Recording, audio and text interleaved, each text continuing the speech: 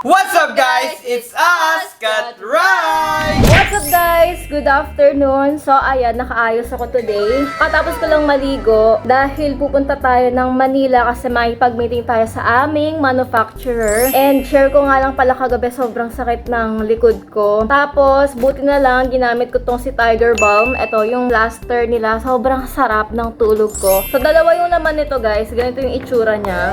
Ayan. Tapos ididikit mo lang siya sa likod or sa party ng katawan mo na talagang nananakit yung muscles mo. And then, ang ginagawa ko kasi, pag natutulog na, doon ko siya ginagamit. So, sobrang sarap ng tulog ko. Ang lamig-lamig. Tapos, naka-aircon pa dito sa amin. Na nga, guys, makipag-meeting tayo sa ating manufacturer today. Today is Monday. And, gagamitin ko siya ngayon. Kasi, pang third day ko na, guys. Hindi ko alam kung makikita nyo yung pili. Third day, fourth day ko na pala. Pang fourth day ko na ulit ng paggamit. Pero ayan, kita nyo ba? May peeling na naman ako dito lang sa areas na to. Lagi akong dito nagpipil, tapos dito sa may ilong.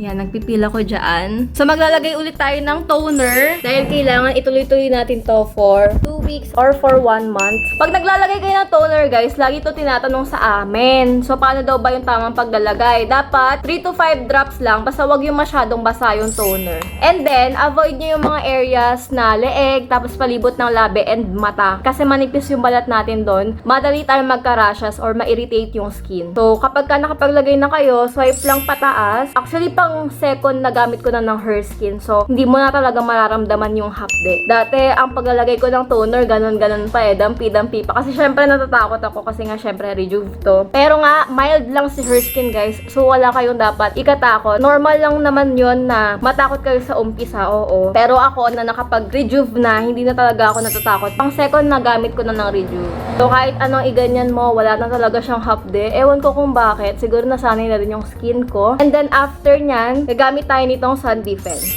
Since magmamask naman tayo, ay, bago pa dito. Kasi nakagamit na ako ng bukas na eh. Wag to, bago pa to. Wait lang, papalitan natin.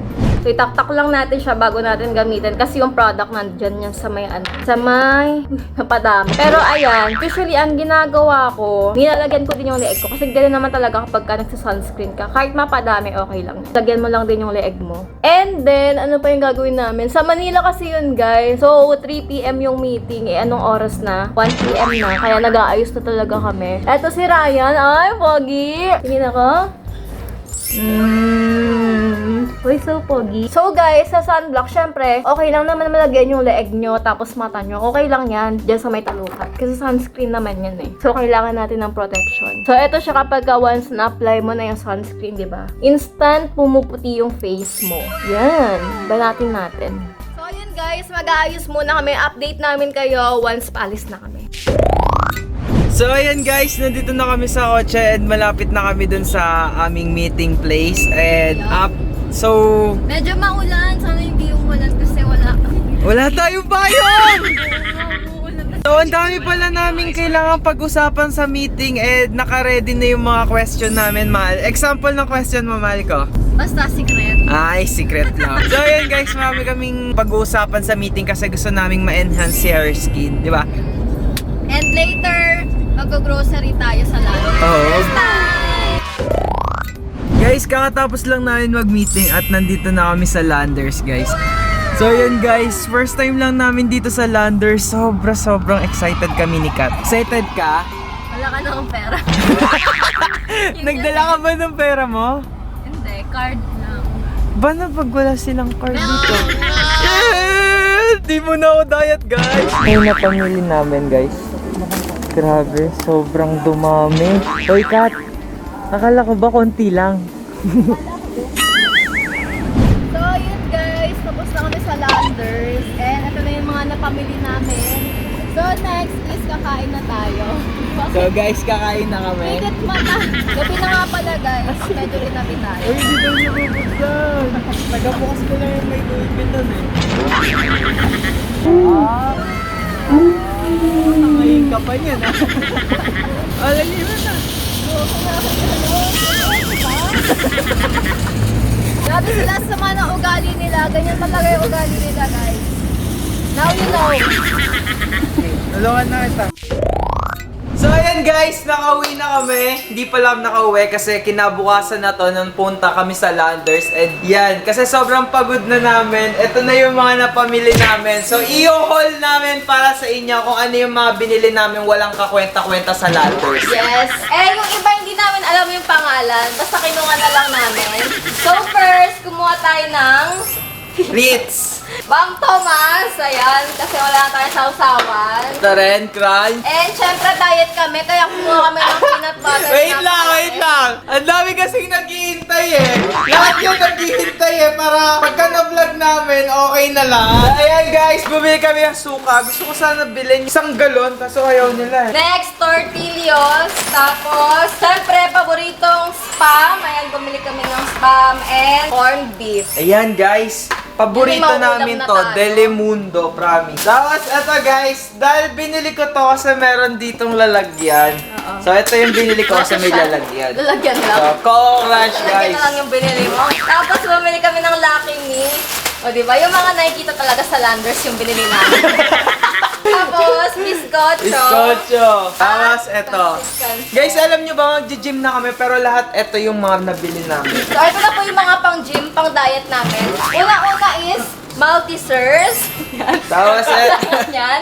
Tapos Kailangan ito. natin ng energy. Eto, cowhead guys, O, cowhead. tapos, ano to? Dutch meal. Dutch Basta yan, para siyang banana flavored milk drink. Masarap Pero na mahal to sa 7-Eleven. Ano to, parang mahal. nasa 90 pesos Pero isa. isang araw lang po namin Yata. ito kakainin. Oo. Kasi dito anim Anim tayo. kami dito sa Isang bahay. araw. Isa lang. Ayan guys, ito din. So parang ang hirap pala bumili ng mga ganito. Yung saktong-sakto sa pamilya mo. So, Bumili kami ng isang tikim pineapple lang. juice. Ano to? Ba't may sriracha kasi? Sirasyo to kasi magmumukbang na ako guys.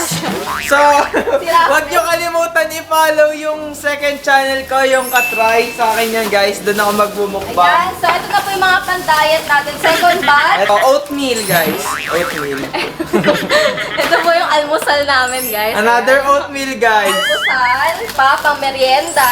Siyempre, midnight snack. Ito, tiyokboki guys. Imumukbang ko to guys. And dessert. Siyempre, sugar-free. Mapagpanggap kami sugar. So guys, ang nag-recommend lang naman netong sugar free neto, walang iba kundi si Bamsi.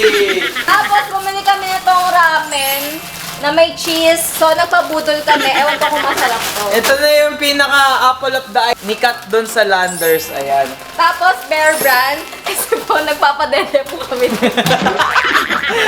Napakalaki po ng gatas At namin. ito rin guys. Ito lang namin nalaman na meron pala kaming pinapadede dito. Kaya bumili na kami. So, ito, cheese na malaki. At ito, bumili kami ng mais na kanin. Corn o rice. kanin na mais. Corn rice. Oh, corn rice. Corn rice guys. So, ito na tayo. Move on na sa mga drinks. Non-fat milk po dyan. Naglulukuhan po kami dito. Non-fat milk. Ayan, kay Bamsi kasi yun. Alala niyo po ba kung sino may-ari nitong non-fat? Ito po siya. Ayan po. Ayan po, nangunguna po sa Landers. Ito social na ketchup. Ayan guys, so. So, last na to guys. Ayan yung Starbucks na, ewan ko ano to? Starbucks. Chocolate. Kay So, ito Babs na to. yung last na mga pang ano natin, pang ulam natin. Hash brown, nuggets. At ba sasabihin? Uy, sa palengke binili to ni Benbe. Basta yun na guys. Diba? Eto na nga, kaya tayo bumili ng mga pang-grocery kasi meron tayong bagong dating na appliance sa bahay. Ito na po talaga yung pinakahihintay nilang lahat. Dun, dun, dun, dun! Ang bagong! Rep ng Katry Bomb! So, ayan na po yung rep namin after ilang... After ilang years, nagkaroon na kami ng malaking rep. So, papakita namin yung before na rep namin. Ito guys, kung pagdidikitin mo sila, sobrang laki talaga nung nilaki nung rep namin kasi lumalaki na yung family namin. Yes! So, itutour namin kayo sa rep. Ayan, ito yung freezer, tapos, magawaan ng yelo. Oo, paggawa. Papakita ko sa inyo guys, social na kami, di na kami tigtitres. Oh, May di cube, ba? guys. So, chiller. Ayan. So, yan lang, guys. Promise namin sa inyo, gagawa kami ng rep tour ni Kat. Pupunuin namin to ng rep. Ay, organize natin Ayan, guys. para mas maayos-ayos namin. Kasi ngayon wala pa siyang laman. After neto, magkakaroon kami ng rep tour. Gagawa kami ng rep tour para naman masabi naming mayaman kami. So, yun guys. that's it. Thank you so much for watching. Don't forget to Like, share, and subscribe, and hit the notification bell para lagi ka updated sa aming vlog! Thank you! Bye! Bye!